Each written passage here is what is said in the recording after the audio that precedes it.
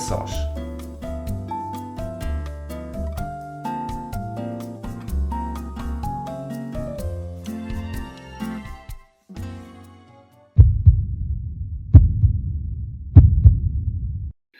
Olá a todos, sejam bem-vindos a mais um episódio deste podcast Momento a Sós. Este podcast pretende ser sempre uma conversa pessoal, uma conversa intimista com uma mãe, com um pai, com alguém que vai partilhar connosco alguma dificuldade ou alguma experiência que tenha tido enquanto mãe e enquanto pai e tentarmos depois em conjunto perceber as soluções para essas situações e transpor um pouco os conselhos, generalizando para grande parte das famílias, porque eu acredito que a maior parte das dúvidas das mães e dos pais são transversais e são frequentes noutras famílias também. É um prazer para mim anunciar a minha convidada, a Maria Cerqueira Gomes, dispensa apresentações, é uma cara bem conhecida da TVI, com uma pronúncia do Norte como eu também, portanto, e sei com orgulho, não é, Maria? Portanto, partilhamos esse orgulho os dois. Não dá para negar. Não, e acho que é bom, acho que é saudável manter. Portanto, muito obrigado por teres aceito este meu desafio, por teres aceito este meu convite. É mesmo um prazer enorme para mim poder contar com a tua presença. Sei que tens 2 filhos, tens a Francisca com 17 anos e tens o João, mais pequenino, não é? E portanto, gostava de te desafiar a dar aqui o teu SOS, que este SOS é um SOS, perceber o que é que tu queres partilhar connosco e vermos de que forma é que podemos conversar sobre isso. Eu acho que vou falar de um tema que principalmente as mães que têm mais do que um filho passam ou têm. Momento a sós com chocolate vai ser o tema de hoje. Isto porque, boa. Parece-me que o meu João, quando tem um momento a sós com chocolate que ele consegue arranjar ou alguém lhe dá, há um silêncio, há uma paz e há... Silêncio com crianças é sempre suspeito, não é? É sempre suspeito. Mas nota-se que há ali um verdadeiro prazer a comer chocolate. E se eu sinto que de alguma forma, e tenho experiência, por exemplo, a minha filhada que tem uma diferença de 15 dias para o meu filho é a filha mais velha, a minha prima, tem pouco contacto com chocolate, porque de facto não há irmãos mais velhos, não há chocolate para o leite, não há um conjunto de situações. Eu sinto que com o meu filho o controlo do açúcar e do doce sempre foi muito difícil, porque ele teve sempre tudo muito disponível. Claro, e os filhos mais novos acabam sempre por contactar com tudo mais cedo, o que devem e o que não devem. E com outra agravante, é que geralmente são sempre muito mais despachados e mais autónomos, mais independentes, e portanto eles percebendo onde estão as coisas que eles querem, eles arranjam forma de chegar lá e de se resolver, digamos assim. Provavelmente isso acontece também com o teu João. O João é daqueles que eu nunca tive problema para que ele comece uma sopa, uma fruta, ele come tudo, adora experimentar tudo, portanto não é aquela criança que uma pessoa até tem que usar quase a compensação, se comes assim um chocolate, isso não acontece porque ele come tudo e repete e almoça na vez dele e depois se alguém tiver a almoçar uma hora mais tarde, ele almoça também, porque ele gosta mesmo muito de comer. A mim faz-me confusão é porque eu sinto que há aqui uma verdadeira adição, há um vício, ou seja, eu vou buscar lá a escola e das primeiras coisas que ele me pergunta é se há um ovo, porque o ovo, eu vou dizer a marca, o ovo Kinder. Sim, tu perguntas qual é o dia, ele pergunta se há chocolate, é isso? O ovo Kinder é o preferido, portanto, há aqui, de facto, um fascínio, um vício e uma adição que eu não consigo controlar, confesso. Sim. Chocolate é normalmente, o meu médico diz-me, o pediatra diz-me, João, só podes comer uma vez por semana, ao domingo, chocolate. Estou longe disso. Que desilusão para ele. Ajuda-me, Hugo, porque eu não consigo, porque ainda mais ele não é esquisito, ou seja, se eu estou a comer o meu chocolate preto, que é o que eu gosto e é o que eu como, ele também come, porque, mãe, dá-me só um bocadinho. Claro, sim. Olha, eu acho que estás a tocar em pontos super interessantes, não parece mais que nada, acho que estás a tocar em pontos super interessantes e estudar-nos para abordar muitos assuntos que às vezes nem são muito falados em relação à alimentação.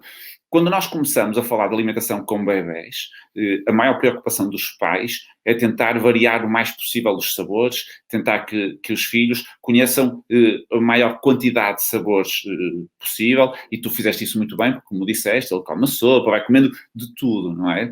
Mas o que é interessante também é nós percebermos que a alimentação não é só sabor.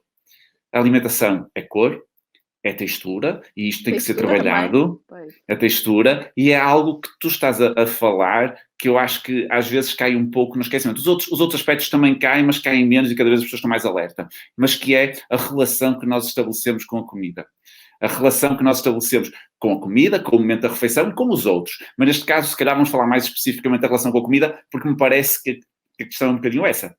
É a relação que o teu filho estabelece com o chocolate. Sim, e tu falas-me aí da relação com a comida, e até há outro ponto que me parece interessante falar e que dificultou-me a vida, porque o João gosta de tudo, não come tudo, porquê? Porque houve, desde pequenino, os irmãos mais velhos a dizer ai que nojo, isso não gosto, isso não sei o quê, e coisas que eu sei que se ele não tivesse irmãos mais velhos, comia com todo o prazer. É muito Sabes que isso. não é infrequente crianças que comem de tudo quando estão em casa, quando entram para as creches ou para os jardins, começam a dizer, não gosto de peixe, não gosto de brócolis, porque vêm os outros a dizer, e quase que eu também senti isso com os meus filhos, e eles parecia que perceberam, eu posso dizer que não gosto, qualquer coisa assim do género, percebes? E é mais por imitação. Portanto, este trabalho tem que ser um trabalho feito logo desde sempre.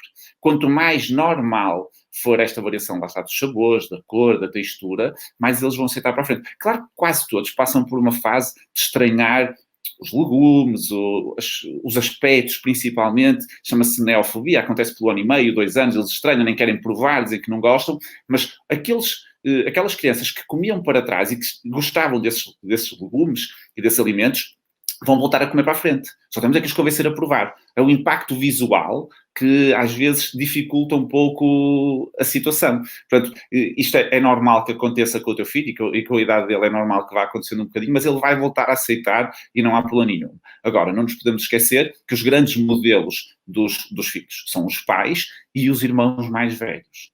E, portanto, nós temos que tentar ser o exemplo daquilo que queremos que as nossas crianças venham a ser também. É difícil, é mais difícil gerir assim. Tu tinhas falado também de uma questão que é a questão da compensação com o doce, certo? Certo. Que é inevitável e eu acho que até no início nem foi imposta por mim. Acho que até foi quase que ideia dele. Eu queria que ele fizesse alguma coisa, ele disse Eles são espetaculares, não são? Eles são espetaculares a negociar, são logo. Eles são. Eu acho que esta geração vem com instruções. Vem já com instruções todas escritas. Eu acho que eles vêm com as instruções dos pais. Não vem com as instruções deles, com as instruções dos pais, não é? É quase isso. É quase isso um bocadinho. Sim. A questão da compensação com o doce, não sei se tu tens ideia porque é que todos nós gostamos do doce. Eu acho que tem piada nós percebermos o porquê de nós gostarmos de alguns sabores, naturalmente, e não gostarmos de outros. O doce, há milhões de anos, significava energia. Numa altura em que as carências alimentares eram enormes, todos os alimentos doces seriam hidratos de carbono e seriam fonte de energia. Os nossos antepassados que gostavam mais do doce tinham mais energia que os outros, sobreviveram mais. Esses genes foram selecionados. Tal como o salgado tem a ver com as carências de minerais e os alimentos salgados teriam mais minerais e, portanto, quem tinha a potência pelo salgado sobrevivia mais. Portanto, foram sendo selecionados estes genes e o amargo é exatamente o contrário. O amargo simboliza a maior parte dos venenos da natureza. Os venenos são amargos, os venenos naturais. Portanto, quem gosta do amargo foram morrendo, digamos assim. Portanto, os nossos genes estão programados para não gostar do amargo. De um modo geral, é isto que acontece com os bebés e com as crianças. E nós temos que perceber isto. Porque se nós percebermos isto, quanto mais fomentarmos algo que eles gostam naturalmente, mais vamos perder o controle. E esta é a maior dificuldade. Agora, como é que nós... chega o Natal, não é? Chega o Natal. Sim. E agora, eu olho sempre para o ponto positivo, que é, apesar de nós não estarmos com a família toda, é muito engraçado, e eu acho que os avós têm que ter esse papel. Eu não acho que os avós tenham que condicionar, porque eu acho que as minhas maiores recordações são de chegar à casa da minha avó, de ir para a cozinha, de rapar a tigela, de fazer o bolo do chocolate. E eu chego à casa do meu pai e o meu pai enfia-lhe chocolates nos bolsos, e depois derrete e fica tudo colado, mas ele vem de lá feliz. Agora, eu tenho uma família muito grande. Há muito chocolate por aí. Pois, a questão, e eu acho que a partir do momento em que eles têm estas claras apetências e em que gostam mesmo e a pessoa começa a sentir que vai perdendo um pouco a mão, tem que estabelecer alguma regra e limitar. E o principal conselho quando se tem crianças é não ter em casa. Eu sei que isto é difícil, nós já não vivemos numa era em que vamos comprar para consumir hoje. Não é? Já não vivemos numa era, já não estamos habituados a isso, mas em relação aos hábitos alimentares, acho que faz algum sentido não ter, e quando for para comer, vai-se comprar. Tu falaste da questão do chocolate no leite, sabes que uma boa alternativa, por exemplo, pode ser a farinha de alfarroba, que dá um gosto a cacau, não é chocolate. Mas ele por acaso, ele não... Não? Pronto. Porque dá aquele aspecto mais castanho, dá um gosto a cacau e eles às vezes gostam. Mesmo pode ajudar a enganar um pouco, digamos assim, para não estar sempre a comer chocolate. Agora, o principal conselho é, não vamos ser demagógicos, não vamos estar aqui a dizer chocolate, nem pensar. Quer dizer, salvo situações muito pontuais de saúde, aí, ok, teremos que ser mais rigorosos, mas se não, acho que há espaço para tudo. Acho que não se deve favorecer demasiado, e quando as famílias são grandes e toda a gente tenta, porque no fundo nós o que tentamos é dar prazer às crianças. Estou-me a lembrar da minha mãe, que um dia ele era pequenino e eu apanhei com a boca toda suja e eu disse, mãe, deste chocolate. Ai filha, dei. O Kinder, não é? É próprio para crianças. É tudo. Uma vez também houve uma senhora que me questionou se era um lanche completo, que era chocolate, tinha a parte do leite. E, portanto, a própria publicidade, que é muito vocacionada para criança, acaba por ser um pouco enganosa mesmo para adultos. Portanto, conselho principal, não vamos tornar algo, não vamos diabolizar e fazer do chocolate algo proibido, porque senão vamos estar a espicaçar e vamos estar a fomentar que ele coma às escondidas e que cria aqui algumas situações em que depois até vai abusar sempre que pode. Acho que o principal conselho é restringir o que tem e vocês não comerem sempre à frente dele. Porque, por exemplo, se tu comes chocolate e ele não pode comer, isto não é justo. Sabes aquele que, por exemplo, ainda não estava em casa, a minha filha foi buscar e sabes, assim, não comas à frente dele. Mas sabes quando ele é rato ao ponto de ouvir um barulho do papel no bolso? Do papel, sim. E fica, o que é que tu tens aí? O que é que tu tens aí? Eu acho que ele está sedento daquilo. Claro. Eles são muito espertos. Acho que lhe deves dar por iniciativa tua, tentando pôr o contraponto de dias em que não há. E até podes marcar num calendário, por exemplo, fazer um jogo com ele, dizer, olha, aqui sim, aqui não, aqui sim. Não vais conseguir mudar radicalmente se ele come todos os dias, não vais mudar para uma vez por semana. Lamento, mas não vais conseguir mudar isso assim de um dia para o outro. Mas podes, por exemplo, fazer uma transição para... E agora há o advento, há o calendário do advento. Sim. Sim. Que ele recebeu. Não te digo. Mas estou a conseguir que ele coma um por dia, que é Pronto, bom. mas isso é bom. Isso é bom. É assim, às alturas de festas, acho que agora vamos fechar um pouco os olhos e vamos ser muito mais condescendentes. Mas depois podes passar, por exemplo, para dia sim, dia não. E fazer disso até um momento de partida vossa. A relação que vocês têm com o chocolate. Dizer, ok, olha, hoje é dia de nós comermos. E no dia seguinte não é. E vamos sair se ele pedir, olha, hoje não, mas amanhã sim. Tentar dar sempre o lado positivo. Amanhã. Agora não, mas amanhã sim, como eu contigo também. Então, e podemos verbalizar até o que ele vai sentir em relação a isso. Dizer, olha, tens saudades do meu chocolate, que já não comeste hoje durante o dia todo, não é? Eu também. Mas vamos aguentar, vamos ser fortes, vamos comer amanhã. E tentar, aos poucos, que ele considere normal esta mudança, digamos assim, quase de paradigma, de todos os dias para o dia sim, dia não. E depois, rapidamente, tu consegues um dia sim, 2 dias não, e aos poucos vais moldando o comportamento, porque ele ainda é novo, portanto, ainda está muito... Sim, estamos a falar... Ainda está muito... a quantidades pequeninas, não é? Aqui nós temos... Claro, não é pelo mal que faz o chocolate todos É os dias.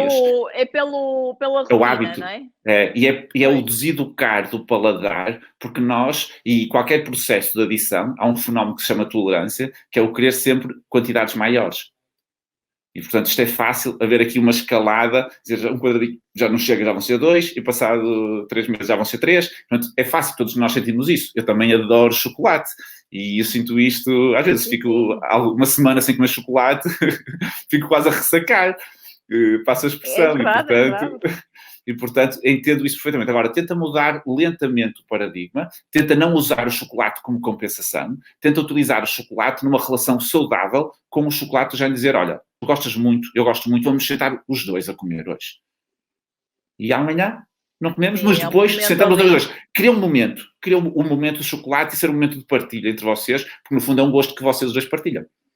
Não é? E, portanto, podes criar assim, dar-lhe uma roupagem diferente e se calhar convencê-lo. Porque pecados alimentares todos nós fazemos. E ele também vai fazer os dele. Agora, o ideal é que ele perceba que a rotina é comer saudável e a exceção é fazer esses pecados. E lentamente acho que tu consegues sem problema nenhum. Vou acreditar. Tá, força. Vou acreditar. Eu acredito. Eu sinto mesmo que está também. escalada. Pois é, porque é fácil perder um pouco o rumo, é fácil perder um pouco o norte, e pronto, se tu fizeres essa mudança comportamental, vais ver que ele vai aceitar. Claro que vai haver alturas em que ele vai tentar dar-te a volta, principalmente das primeiras vezes, perceber se tu estás segura das regras que estás a pôr. Ele é bom nisso. Claro, eles adoram ativar-nos, não é? Eu gosto muito da palavra ativar, eles gostam muito de nos ativar. Claro. E pronto, tenta não ceder de início, para não dar logo a liberdade toda. Porque se dás logo a liberdade toda, se dás o flanco, ele vai aproveitar. Como é lógico, isso é uma prova de inteligência e ele vai fazer isso muitas vezes. Mas tenta assim aos poucos e evitar a compensação. Portaste bem, tens um chocolate, ou comeste isto, tens um chocolate. Não, tenta compensar com outras situações, tenta dar recompensas de outro tipo e o chocolate ser um momento de partilha, um momento de chocolate vosso, é um interesse em comum e acho que isto vai dar uma roupagem diferente e vai ajudar-te a lidar com a situação. Muito obrigada, Hugo. Obrigado. Adorei. Também eu. Foi um prazer enorme, mais uma vez, conversar contigo. Agradeço-te mesmo a tua presença. Acho que foram conselhos super úteis. Escolheste um tema muito interessante que muitas famílias passam e nem sempre é abordado. Portanto, gostei mesmo muito. Acho que foi super proveitoso. Obrigada. Muito obrigado por esta nossa conversa. Obrigada. Está bem? E obrigada a todos que nos estiveram a ouvir. Exatamente. Obrigada. Para quem nos está a ouvir, fiquem desse lado e para a semana juntem-se a nós para mais um Momento a Sós. Muito obrigado, Maria. Um beijinho e até à próxima. Obrigada. Deus, beijinhos. Obrigado. Até à próxima.